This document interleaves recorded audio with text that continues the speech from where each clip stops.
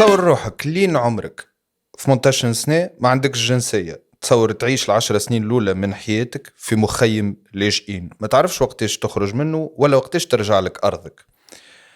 تصور بعد ما يوصل عمرك 18 سنة وتاخذ الجنسية، تاخذ جنسية أوروبية في بلاد أقل ما يتقال عليها أنها غير مناصرة لقضيتك، وتكمل المعركة جوسكو بو وتترشح للانتخابات الأوروبية باش تدافع على قضيتك وقضايا أخرى عادلة وإنسانية تهم الناس الكل، من أهمها قضية اللاجئين لكن زادة قضية الهجرة. هذه ريما حسن مسارها لليوم مترشحة للانتخابات الأوروبية على قائمة الحزب اليساري في فرنسا، لا فرانس انسوميز، حزب تميز بدفاعه على القضية الفلسطينية من اللي بدأت الحرب في 7 أكتوبر، وتميز زادة بالهجومات اللي شنت ضده من اليمين المتطرف وحتى من الإعلام السائد والسلطة. ريما حسن مرحبا. أهلا، شكرا للعزيمة. Nous vous invitons aujourd'hui pour parler de votre parcours, mais surtout de la cause palestinienne, de la question migratoire, y compris les droits des réfugiés. Est-ce que vous condamnez le Hamas? On va vraiment commencer par ça. Non, c'était une blague. Mais je veux dire que ces questions répétitives qu'on voit de ce côté de la Méditerranée comme caricaturales.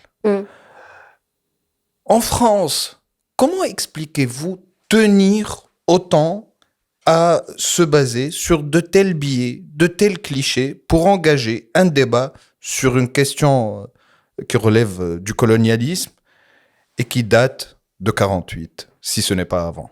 Oui, parce que il y a le cadre opérant, le seul cadre opérant pour parler de la question palestinienne, c'est la colonisation. Et il y a un déni en Occident de cette dimension-là.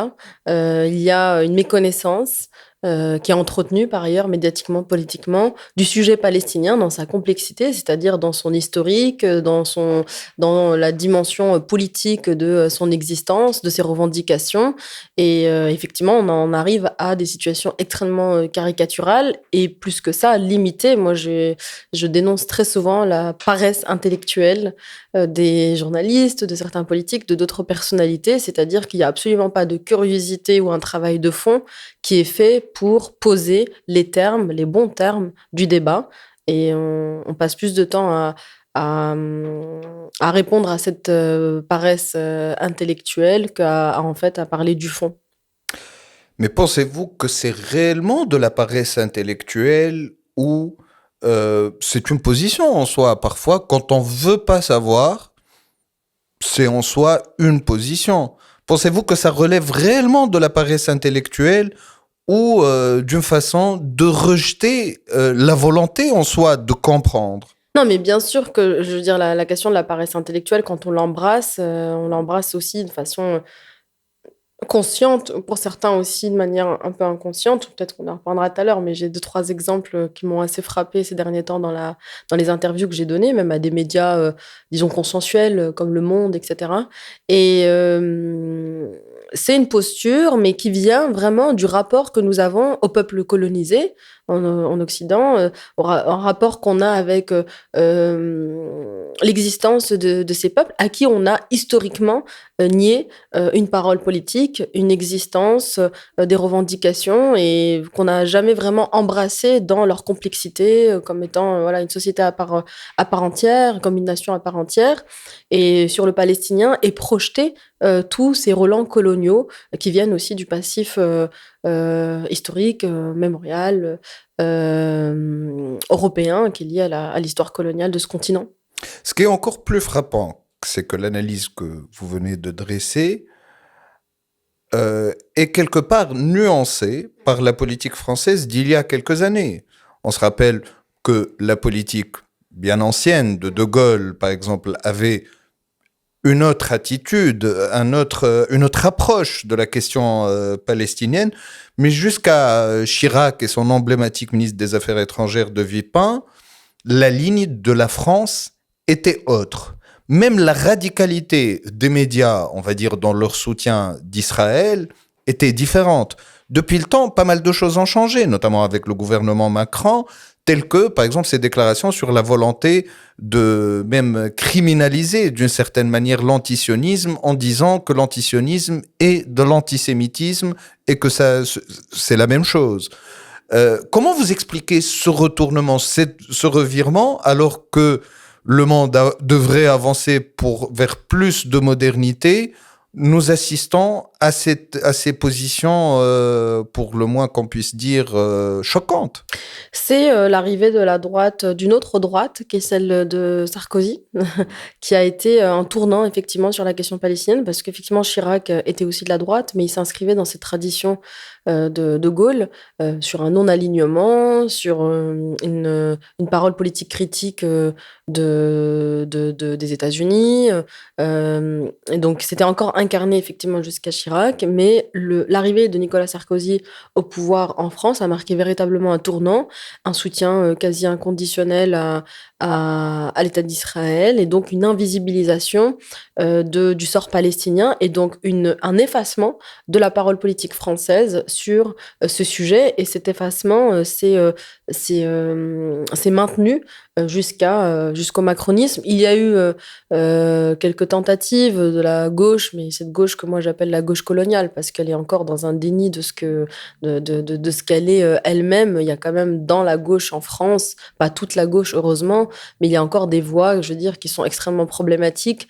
Je vais citer François Hollande, qui a été quand même au pouvoir et qui récemment a donné une interview à France Inter, si je me trompe pas, et il disait, alors qu'on avait passé le cap de plus de 20 000 morts, que c'était des victimes collatérales.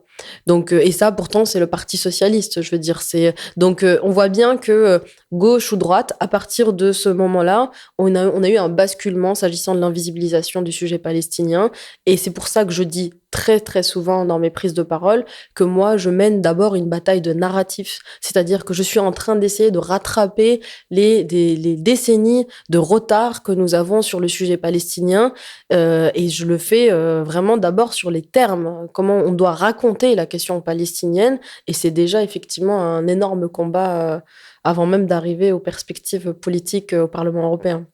Ce combat, vous le menez depuis des années, mais aujourd'hui, il change un peu de nature, puisque ce n'est plus un combat que vous menez à travers le centre des réfugiés ou avec votre casquette de militante pro-palestinienne qui revendique le droit international, rappelant aussi que vous êtes juriste spécialiste en droit international. Mais aujourd'hui, il prend une autre dimension qu'est la dimension de l'action politique directe. En étant sur la liste de la France insoumise pour les présidentielles, pour les élections européennes. Pas encore les présidentielles, pas encore.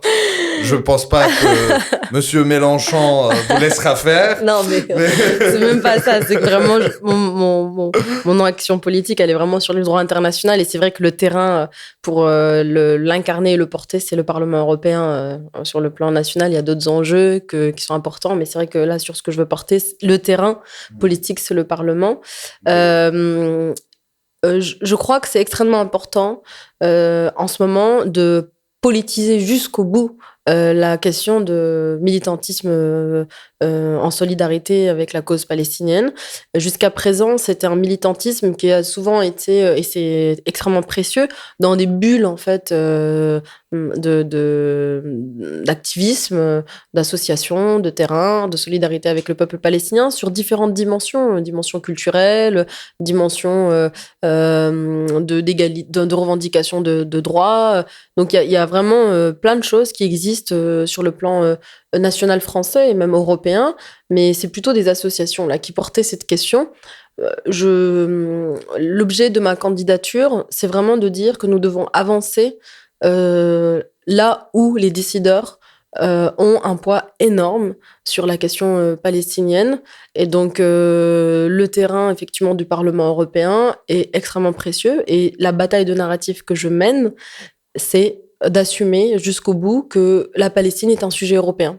souvent, j'en rigole parce qu'il y a des gens qui me disent mais vous n'avez rien à dire sur l'Europe, etc. En fait, bon, déjà, je suis dans un parti qui porte plusieurs combats et on incarne tous à travers nos candidatures un combat qui fait un peu plus l'actualité que d'autres. Et donc, me concernant, c'est la question des droits humains dans laquelle est imbriquée la question palestinienne.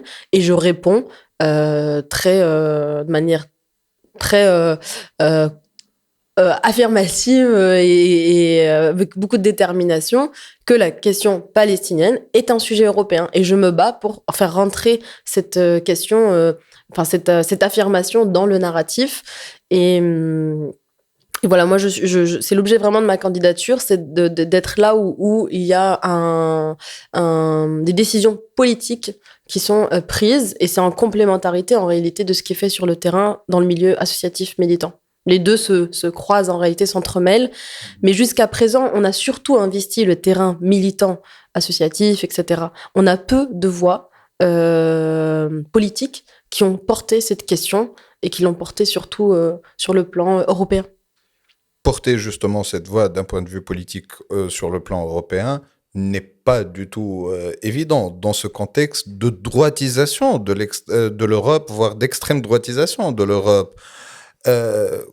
Quel est l'argument ou votre arme préférée pour mener ce combat face à la droitisation de l'Europe? Je veux dire que certains discours en ces temps d'identitarisme deviennent quelque part inaudibles. Comment imposer ces discours, comment les ramener au débat public et comment pouvoir les rendre des questions centrales dans le débat public? C'est le référentiel que j'ai et qui est effectivement un cadre difficilement attaquable, parce que moi je suis attaquée sur mes origines, je suis attaquée sur mes positions, etc. Mais quand je pose le cadre du droit international, qui est mon domaine d'expertise, c'est quand même difficile à démonter. C'est-à-dire que quand on ramène la question des droits du peuple palestinien comme étant des violations avérées, manifestes, documentées sur le plan du droit international, faut être très solide en face pour démonter ces argumentaires. Donc c'est là où on a une bataille politique à gagner. On a d'abord une bataille de narratif, c'est-à-dire comment raconter le sujet palestinien, et ensuite on a une bataille politique qui a pour boussole le droit international. Et ça, à un moment donné, je veux dire, que vous soyez de droite, d'extrême droite, de gauche ou de je ne sais quoi, la France, elle s'est engagée sur un certain nombre de résolutions, sur un certain nombre de conventions internationales. Et donc là, l'objectif, c'est de mettre les États européens, l'Union européenne, face à ses responsabilités, avec quelque chose qui restera inchangé, quoi, qui est celui qui est figé, qui est celui du droit international. Donc moi, j'essaye vraiment c'est ma boussole. Je dis souvent que c'est ma boussole, et je m'écarte un peu des attaques qui sont plutôt des attaques racistes pour garder vraiment cette boussole et avancer là-dessus. Pour avancer là-dessus, donc le droit international, vous savez, pour le premier numéro de ce podcast, de l'Ashma Podcast, nous avons invité un professeur en droit international qui a donné une plaidoirie à la Cour internationale de justice au sujet notamment des droits des Palestiniens, etc. Et nous l'avons confronté à un certain scepticisme par rapport au recours au droit international et ce qu'il vaut aujourd'hui.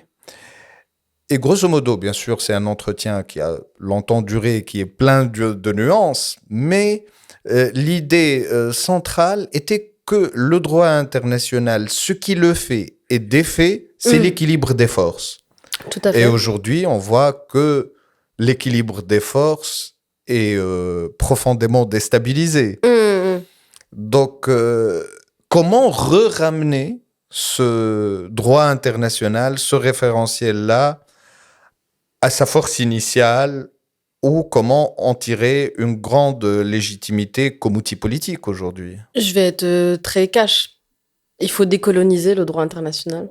C'est-à-dire que le droit international, c'est un ensemble d'instruments qui ont été pensés et établis dans un cadre. Alors le problème, c'est pas le fond du droit international. Le fond du droit international, il est au contraire. Il y a plein de choses à en tirer, notamment pour les droits du peuple palestinien. Mais c'est l'utilisation qui est faite l'effectivité ou la non-effectivité du droit international qui s'inscrit effectivement dans un rapport de force, qui bénéficie plutôt aux pays, disons, du Nord. C'est un droit qui a aussi été pensé par eux, souvent pour eux, jusqu'à ce qu'il y ait toutes les luttes pour l'indépendance et l'autodétermination d'un certain nombre de pays dits du Sud global. Et ce qui s'est passé devant la Cour internationale de justice, moi je trouve que c'est très parlant, c'est-à-dire que c'est la réappropriation de ces outils par les pays dits du Sud, donc l'Afrique du Sud qui se saisit des instruments internationaux, en l'occurrence la Convention sur la prévention du génocide, pour mettre face à ses responsabilités la communauté internationale sur la situation qui est en cours à Gaza. Et donc, pour moi, il y a un processus de décolonisation qui doit aussi s'opérer sur ces instruments, c'est-à-dire qu'il faut que ces instruments soient autant entre les mains des pays du Sud qu'ils n'ont été entre les mains des pays du Nord, et que surtout l'effectivité de ce droit international s'applique autant pour ces peuples dits du Sud qui ont historiquement été opprimés, écrasés, non considérés, etc., que pour les pays dits du Nord. Et pour moi, ça, c'est vraiment le processus de décolonisation qui doit aussi s'opérer au sein des instances onusiennes, au sein de... Faut pas oublier, par exemple, que quand il y a eu la création de l'État d'Israël, on parlait déjà de communauté internationale, alors que c'est une trentaine d'États qui ont voté pour la création de l'État d'Israël. Tout le Sud global, la majorité du Sud global était encore soit sous mandat colonial, soit vraiment en train de vivre une occupation ou une colonisation de peuplement. Et c'est cette arrogance-là coloniale qu'il y a dans les instances internationales qu'il faut défaire et revenir à un rééquilibre entre les droits des peuples du Sud, dont les Palestiniens font partie, et les droits des peuples du Nord qui sont à l'initiative de ces instruments internationaux. Revenons au peuple du Sud. En Tunisie, et même ailleurs dans le monde arabe, on évoque très souvent la libération de toute la terre de Palestine, et là on parle de la Palestine mandataire, la Palestine historique, alors qu'à l'échelle internationale, il y a l'opinion favorable à la cause palestinienne, elle se conforme au droit international et revendique la création d'un État palestinien sur la base des frontières de 67. Vous avez une toute autre piste qui, exposée dans la rive nord, n'est pas du tout consensuelle, voire votre vision des choses est très attaquée, mais également dans les pays du Sud, si vous l'exposez, si elle tend à être Je mets personne d'accord, en fait. Voilà. Donc, vous revendiquez en gros un État binational. C'est la solution que vous exposez compte tenu du morcellement de la Cisjordanie et de la destruction totale de Gaza.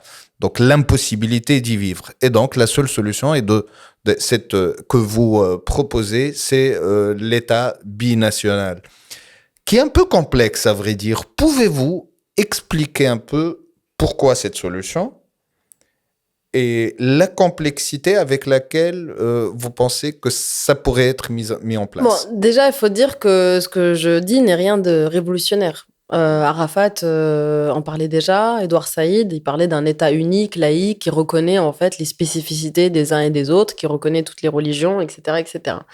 Donc c'est rien de révolutionnaire en fait en termes de projection. Moi, ce que je veux surtout éviter, c'est que les Palestiniens finissent dans des enclaves.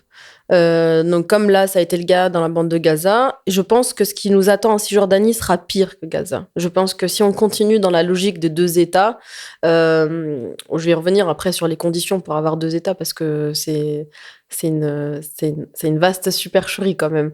Mais si on continue dans cette logique-là, donc si on écoute les interlocuteurs internationaux qui se basent sur cette résolution, ils vont projeter un État palestinien sur la Cisjordanie. En Cisjordanie et Jérusalem-Est, il y a déjà 800 000 colons. Les Palestiniens vivent dans des petites des petits territoires où ils sont encerclés par des colonies. On parle d'une peau de léopard pour la Cisjordanie, c'est-à-dire vraiment on a isolé les Palestiniens et on a coupé toute continuité entre les villages. Les Palestiniens sont historiquement très ancrés dans leur village, dans leur terre. Les familles se connaissent. Il y a beaucoup d'entraide, beaucoup de solidarité entre les familles. Et stratégiquement, les colons israéliens, ils ont coupé toute continuité entre ces villages. Donc, moi, ce que je veux éviter, c'est que les Palestiniens finissent dans des enclaves. Je pense qu'Israël va faire en Cisjordanie ce qu'elle est en train de faire à Gaza si on continue, c'est-à-dire qu'elle finira par trouver de la lutte armée, qui existe déjà par ailleurs, finira par trouver ce prétexte pour dire il faut bombarder, finira par dire à la Jordanie d'accueillir les Palestiniens de Cisjordanie, comme aujourd'hui elle dit à l'Égypte, vous devez accueillir les Palestiniens de Gaza. Donc pour moi, il faut déjouer la politique coloniale israélienne, en disant, mais en fait, les Palestiniens, ils vivent déjà du Jourdain à la mer. Il faut défendre leur droit absolu de vivre sur toute la Palestine mandataire. Et ce qui permet aussi d'inclure la question des réfugiés. Faut pas oublier qu'on a... Enfin, moi, je reproche souvent le fait qu'on ait oublié la question des réfugiés palestiniens. Moi, j'appartiens à ces enfants de la Nakba qui ont été dépossédés de leurs terres, qui ont été expulsés. Moi, je viens de villages qui aujourd'hui appartiennent à des territoires israéliens. On n'a jamais été indemnisés pour les terres qu'on a perdues, pour nos maisons qui ont été volées. On n'a jamais pu retrouver cette terre. La condition absolue pour moi, pour que les Palestiniens puissent se libérer de cette colonisation, c'est qu'ils puissent, tous revenir sur cette terre, parce qu'aujourd'hui, les deux États, on oublie les réfugiés. C'est 6 millions de personnes qui sont recensées. La Nakba, c'est 800 000 Palestiniens qui ont été expulsés sur 1,4 million. C'est pour ça qu'on parle de catastrophe. C'est plus de la moitié de la population palestinienne. Moi, j'aimerais qu'on m'explique comment on va faire un État palestinien sans la moitié de la famille palestinienne. On peut pas prétendre réunifier une famille quand la moitié de la famille elle a été expulsée. En l'occurrence. Et là, vous mettez sur la table la question du droit du retour. Au retour, qui est la condition pour moi pour penser l'avenir du peuple palestinien. Et donc, je termine sur les conditions pour créer un État. On sait que aujourd'hui, en droit international, pour avoir un État, il faut 3 éléments. Il faut un territoire uni. Il n'y a pas de territoire uni. Les Palestiniens, c'est là où il y a le cynisme des Israéliens. Ils ont travaillé dans leur politique de colonisation à la fragmentation du peuple palestinien. C'est-à-dire qu'ils se sont assurés d'avoir un peuple qui vit sur des territoires différents, avec des statuts différents, avec des réalités différentes, ce qui fait qu'aujourd'hui, il n'y a pas de connexion entre les Palestiniens qui sont dans les camps, dans les pays frontaliers, entre les Palestiniens de Gaza, les Palestiniens de Cisjordanie, les Palestiniens qui vivent à Jérusalem. Ils ont fait exprès de séparer tout ce peuple parce que c'est beaucoup plus facile de gérer des groupes de Palestiniens avec des réalités d'oppression différentes que d'avoir tout un peuple sur soi à gérer. Et donc, la question de un territoire uni, elle n'est pas remplie. La question d'un peuple unifié, parce que les 3 critères pour avoir un État, c'est un territoire uni, un peuple unifié et un gouvernement qui représente ce peuple sur un territoire donné. Peuple uni, c'est pas réuni dans la condition de... La condition n'est pas là. Un territoire unifié, non plus. Donc moi, ce qui reste pour les Palestiniens, c'est cette perspective que les Palestiniens puissent vivre partout où ils veulent sur le territoire de toute la Palestine mandataire. Et effectivement, j'intègre, je suis un peu longue, mais j'intègre la question d'un État binational. Parce que moi, fondamentalement, je ne m'oppose pas à ce qu'il y ait un foyer national juif. C'est pas s'il y a des juifs qui veulent rester. Je veux dire, quand l'Algérie s'est libérée, elle a aussi dit aux Français, ceux qui restent là pas pour nous massacrer, qui vivront là, on est OK pour qu'ils restent. C'est ceux qui veulent continuer à nous coloniser qu'on va expulser et dont on va se désolidariser.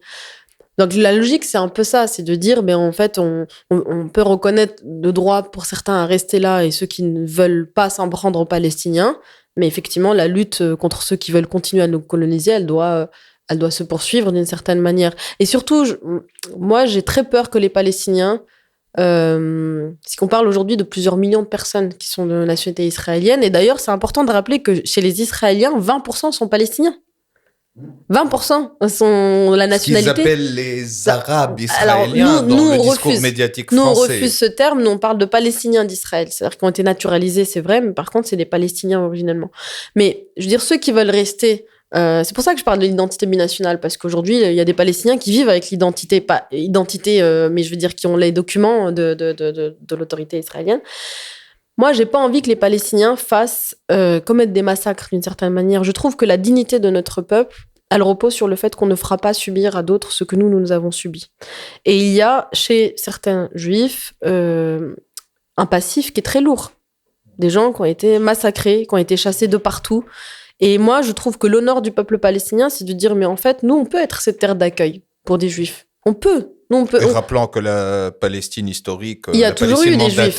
a toujours bien une reçu, communauté juive, des communautés chrétiennes, etc. Donc moi, je m'oppose pas à l'idée que des personnes de confession juive puissent rester et puissent aussi vivre en tant que communauté juive. C'est vraiment la question coloniale qui pose problème. On parle de Palestine, mais aussi des élections européennes.